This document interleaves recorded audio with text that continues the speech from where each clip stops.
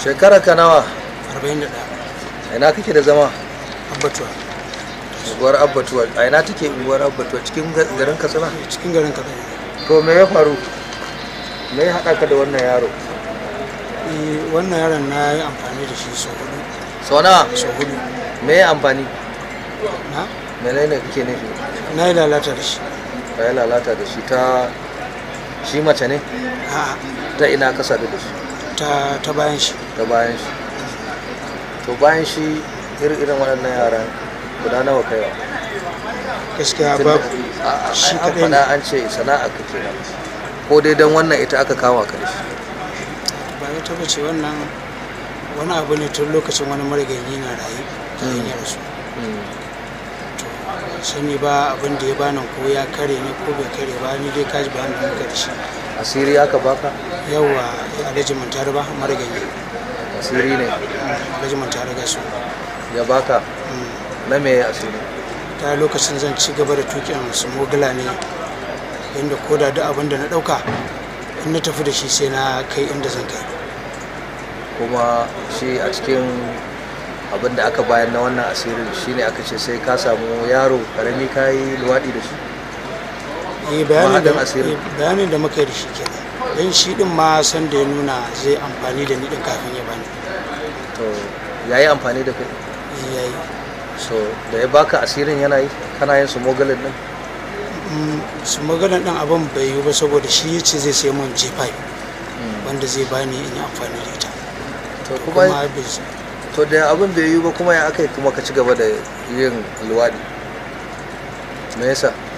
Ban ci gaba da yi ba, in ban da wannan yaron babu wani wanda ai ka ce kana tunanin ko asirin da ya kare, shine nake so in sani wannan asiri ne wannan. Ka ji ni game da shi tukin abin su mogal ne. To yanzu shi wannan yaron da ka koyawa shi ba an kama shi ya kama wani yaro dan shekara 2 ko 3 ya mai da shi kamar matarsa, me za ka ce? Ban da wani abin da zan ce sai dai addu'a. Cewa me? Allah ya hishe mu daga cikin wannan hanya. To yanzu gashi ana cikin watan Ramadan, watan gafara, watan ya kamata a ce yanzu a matsayinka na musulmi an same ka rana tsaka kana aikata irin wannan. To me za ka ce wa sauran irin mutane da suke wannan mummunar ɗabi'a? Suka bayan da zan musu Allah shirye su da su fita daga cikin wannan hanya. Cewa shi mai tsafi yana taimakawa, tunda yanzu wannan abin da aka baka an baka ne kamar tsafi na asiri ka ringa yi domin ka samu wani dama ka ringa kaucewa ma'aikata idan ka fita harkar smogal. Me yasa ba za ka nemi tsari a wurin Allah ba don ka je wajen wani kasar gumin boka ya baka sa'a? Har da game da ma inda ga yadda yake min bayanin da ya bani, duk inda na je ga wani babba haka idan na ba da shawaran ga irin abubuwan da ake wanda ya fuskanci laihi ne, to zai dinga sauraron magana ta a koda yaushe, ko da waya ce ma na daga na kira shi za a dinga sauraron.